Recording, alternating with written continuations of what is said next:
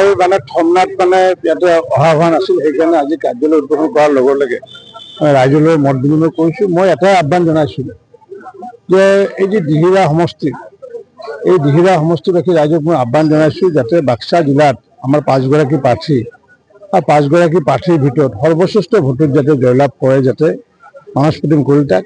আৰু এই আহ্বান এইকাৰণে ৰাখিছোঁ যে যিগৰাকীয়ে সৰ্বশ্ৰেষ্ঠ ভোটত জয়লাভ হ'ব তেওঁক আমি আগন্তুক দিনত PM হিচাপে আমি নিযুক্তি দিম বুলি ভাবিছোঁ। মই সেইকাৰণে দিহিৰাবাসী ৰাইজৰ যি আশা আকাংক্ষা যাতে পূৰণ কৰিব পাৰোঁ, তাৰ কাৰণে যাতে তেওঁলোকে MCLৰ লগত যদি EMO পায়, তাৰ কাৰণে ভোট বিভাজন নকৰি যাতে সকলোৱে যাতে ভাৰতীয় জনতা পাৰ্টীৰ সমৰ্থনত যাতে ভোট প্ৰদান কৰে। কাৰণ কিয় এগৰাকী MCLে বা এটা সৰু দলে বাক্সা অঞ্চলৰ বা BTD অঞ্চলৰ ৰাইজৰ আশা আকাংক্ষা কেতিয়াও পূৰণ কৰিব নোৱাৰে। এই অঞ্চলৰ ৰাইজৰ আশা আকাংক্ষা পূৰণ কৰিব লাগিলে নিশ্চিত ওপৰত সিংহভাগ ভাৰতীয় জনতা পাৰ্টীৰ লগত থাকিব লাগিব।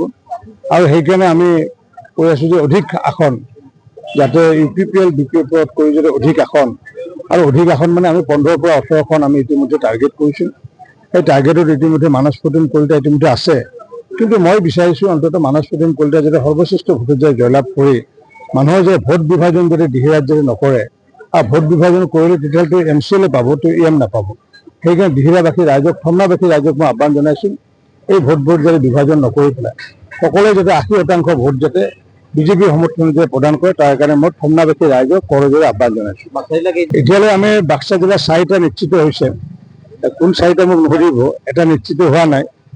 গতিকে যিহেতু 4টা আমি ইতিমধ্যে এতিয়া প্ৰতিযোগিতা চলিছে, জিকাৰ প্ৰতিযোগিতা নহয়, কোনে কিমান বেছি ভোটত জিকিব পাৰে। সেইকাৰণে দিহিৰাবাসী ৰাইজৰ প্ৰতিযোগিতাত যাতে অংশ লৈ যাতে MCLটো যাতে দখল কৰিব পাৰে, তাৰ কাৰণে মই আহ্বান জনাইছোঁ। যিহেতু হ'ব লাগিলে আমাৰ 21 হ'ব লাগিব, গতিকে আমিতো 18 কৰি আছোঁ, আমি 21 মইতো আমাৰ দলে বিচাৰিব 30খনে বিচাৰিছোঁ, ৰাজ্যিক সভাপতি ডাঙৰে 30খনৰ কথা কৈছোঁ, কিন্তু মই কৈছোঁ যে এতিয়ালৈ আমাৰ 18খন, আমাৰ 15ৰ পৰা 18খন আমাৰ নিশ্চিত হৈছে।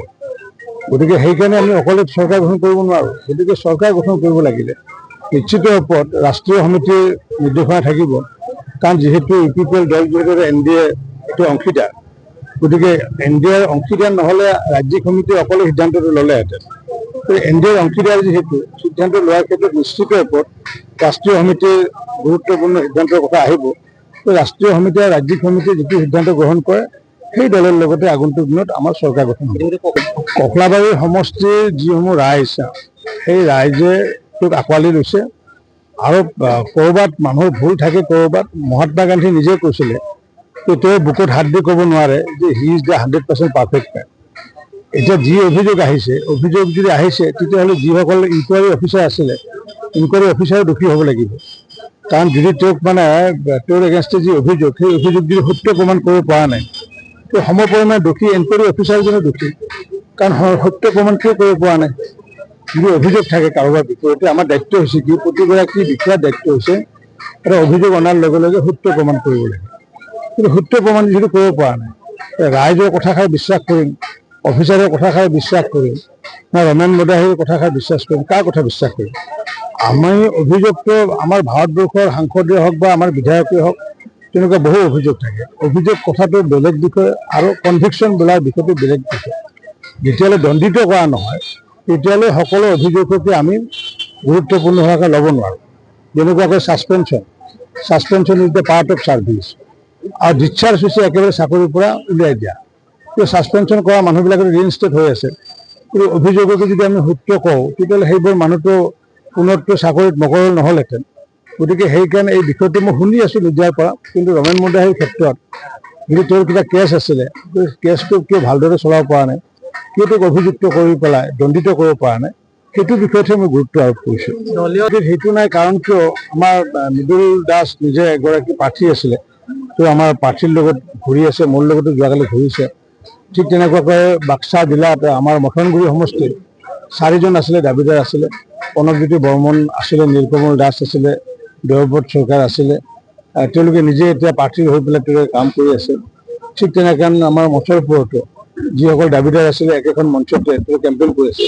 আৰু সেইকাৰণে আমি কওঁ যে বিজেপি পাৰ্টিৰ ডিফাৰেঞ্চ, অন্য দলৰ কথা সুকীয়া, ভাৰতীয় জনতা পাৰ্টিত কাৰোবাৰ হয়তো মনত ক্ষুণ্ণ হ'ব পাৰে, কিন্তু দলৰ প্ৰতি কোনো ধৰণৰ হেৰি নাই, যাৰ কাৰণে যিসকলে দাবীদাৰসকলে একেখন মঞ্চতে কেম্পেইন কৰি আছে আৰু এইটোৱে ভাৰতীয় জনতা পাৰ্টীৰ সৰ্বশ্ৰেষ্ঠ ভোট। আমালৈতো গোপন মিডিয়াত থাকিলেতো আমিতো উৎখাত নকৰিলোহেঁতেন, মইতো উৎখাতেই নকৰিলোহেঁতেন, কাৰণ কিয় আমি কিয় উৎখাত কৰিলোঁ যোৱাবাৰ? ভাৰতীয় জনতা পাৰ্টীক যিটো অপমান কৰিছিলে 4গৰাকী সভাপতি, যি ধৰণৰ মোৰ সন্মুখত মাননীয় হিমন্ত বিশ্ব শৰ্মা ডাঙৰ এটা মন্ত্ৰী আছিলে, তেওঁৰ সন্মুখত অপমান কৰাৰ কাৰণেতো আমি উৎখাত কৰিলোঁ। তাতে মিত্ৰতাৰ কথাই নাই। তেওঁ এতিয়া মোক ভাল পায় বা মোক একো নকয়, সেইবুলি মইতো দুখী হ'ব নোৱাৰোঁ। গতিকে আমাৰ যি আছে দায়িত্ব, আমি অকলে কাম কৰি থৈ গৈছোঁ আৰু সময়ত যোনে যি কৰ্ম কৰিছে সেই কৰ্মৰ আধাৰত ফলভোগ কৰিম। সেই কথা নাই, আমি চাইকেল মাৰি পেলাই আহিম। গতিকে তেওঁলোকে হেলিকপ্টাৰ আকাশে যে জনসাধাৰণ লগ নাপায়, আমি জনসাধাৰণ লগ ধৰিব লাগিব। গতিকে আমি দৰকাৰ চাইকেল মাৰি আহিম দৰকাৰ হ'লে। গতিকে আমাৰ বাহন বুলি ক'লে আমাৰ চাইকেলখনৰ বাহন বুলি ক'লে ই ৰিক্সাখনৰ বাহন। মইতো মটৰপুৰ যিদিনাখন নমিনেশ্যন দিছোঁ, মইতো নিজে মোৰ তাতে আপলোড কৰিছোঁ, মইতো আমাৰ এই ই ৰিক্সাত না কি বেটাৰী ৰিক্সাত উঠিছোঁ। গতিকে মইতো নিজে বেটাৰী ৰিক্সাত উঠি পেলাই মই নমিনেশ্যনৰ ওচৰত উঠিছোঁ। আমাৰ বাহন মানে বাহন, এইখন চাইকেলেই হওক বা হেলিকপ্টাৰে হওক বা গাড়ী হওক।